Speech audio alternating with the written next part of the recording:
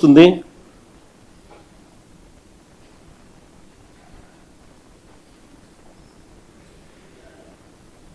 మొన్న ముఖ్యమంత్రి స్టేట్మెంట్ చూశాను, నేను ఆశ్చర్యపోయినా. నేను ముఖ్యమంత్రి గారు అన్న స్టేట్మెంట్, ఈ ఖరీఫ్లో 6,65,000 6.65 లక్షల మెట్రిక్ టన్నుల యూరియాను నేను సప్లై చేశామని, గత సంవత్సరంతో పోలిస్తే 97,000 టన్నులు అధికంగా ఇచ్చామని ముఖ్యమంత్రి స్టేట్మెంట్ ఇది.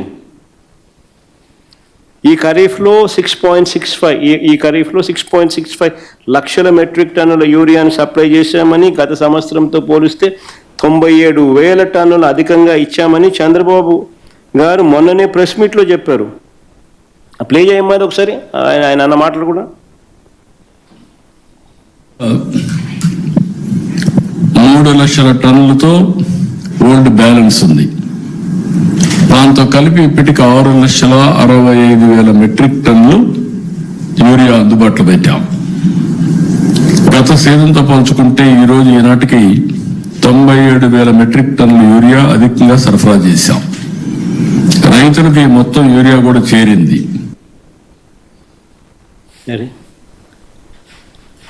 చంద్రబాబు నాయుడు స్వయంగా మాట్లాడుతూ ఉన్న మాటలు ఇవి. అధికంగా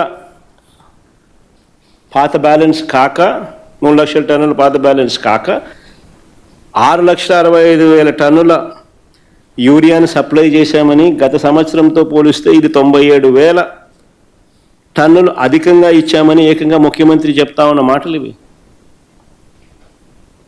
నేను ఒకటే అడుగుతా ఉన్నా,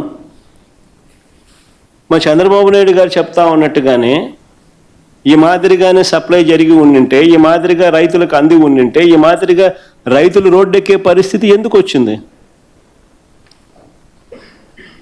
రాలేదనే కదా, ఆయన సప్లై చేయలేదనే కదా రైతులకు ఈ కష్టాలు ఎందుకు ఉన్నాయి?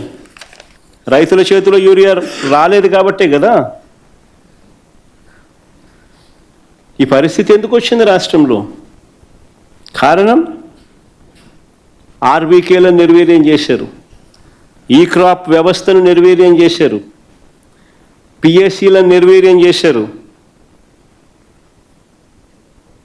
ప్రైవేట్కు ఎక్కువ కేటాయించారు. మరోవైపు ప్రభుత్వం నుంచి వెళ్తా ఉన్న ఎరువులను తెలుగుదేశం పార్టీ నాయకుల దగ్గరుండి దారి మళ్లించి అధిక ధరలకు అమ్ముకుంటా ఉన్న మాట కళ్ళ ఎదుటే కనిపిస్తూ ఉంది. అది కూడా చూపించమ్మా. కర్నూలు జిల్లా ఎమిగనూరులో ఎరువులు పక్కదారి పట్టిస్తూ పట్టుబడిన టీడీపీ నేతలు. పల్నాడు జిల్లా దాచేపల్లి 165 బస్తాల ఎరువులు అక్రమంగా తరలిస్తూ పోలీసులకు చిక్కిన టీడీపీ నేతలు. యూరియా పంపిణీలో టీడీపీ నేతల అరాచకం. 70 టన్నుల యూరియా మాయం. నంద్యాల జిల్లాలో డోన్లో. అంటే ఒకవైపున ప్రభుత్వం నుంచి వెళ్ళిన యూరియా అంతా కూడా, ఎరువులన్నీ కూడా టీడీపీ నాయకులు దారి మళ్లించి అధిక ధరలకు అమ్ముకుంటా ఉన్న పరిస్థితి. మరోవైపు వీరు అధికంగా కేటాయించిన ఎరువులు, ప్రైవేట్కి ఏదైతే వీళ్ళు అధికంగా కేటాయించిన ఎరువులు ఏదైతే ఉన్నాయో వాళ్ళు దాన్ని బ్లాక్ చేసి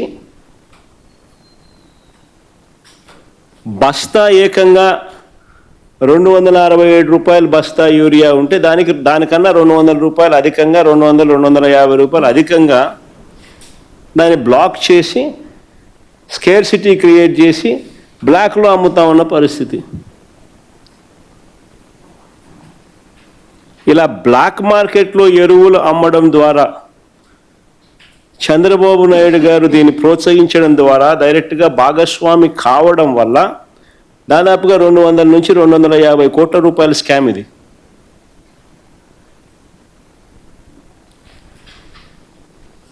రైతులను పీడించి స్కాములు చేసి కింద నుంచి పైదాకా అందరూ పంచుకున్నారు.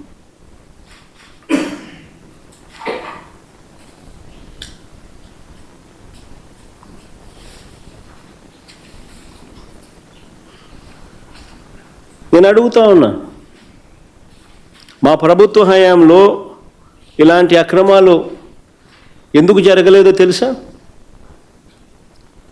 కారణం, ఆ రోజుల్లో ఒక భయం ఉండేది.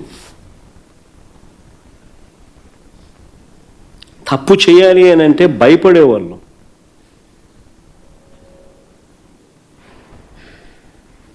ఈరోజు దగ్గరుండి చంద్రబాబు నాయుడు గారి దగ్గరుండి స్కామ్లో భాగస్వామి అయి దీన్ని ప్రోత్సహిస్తూ ఉన్నాడు.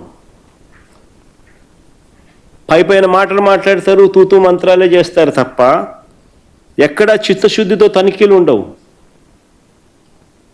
ఎక్కడా చిత్తశుద్ధితో ఎవరిని కూడా ఎవరి మీద చర్యలు ఉండవు.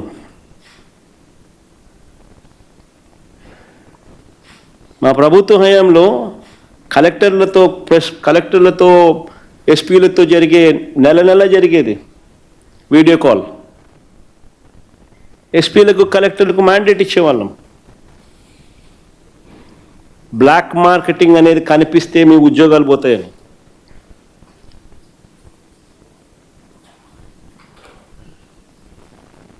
ఈరోజు ఏం జరుగుతూ ఉందో? దగ్గరుండి స్కాముల్లో మీరు కూడా భాగస్వాములు అయినారు కాబట్టి విచ్చలు విడిగా జరగనిస్తూ ఉన్నారు, తూతూ మంత్రంగా మాట్లాడుతూ ఉన్నారు. అంతే, ఎక్కడ చిత్తశుద్ధి లేదు, ఎవరి మీద చర్యలు ఉండవు. అంతా దోచుకో, పంచుకో, తినుకో, నాకింత, నీకింత, ఇంకొకరికింత. సిస్టమేటిక్ పద్ధతుల్లో దోచుకోవడం, పంచుకోవడం, తినడం. కంటి కనపడతా ఉంది. రైతులను ఈ మాదిరిగా ఇబ్బందులు పాలు చేస్తూ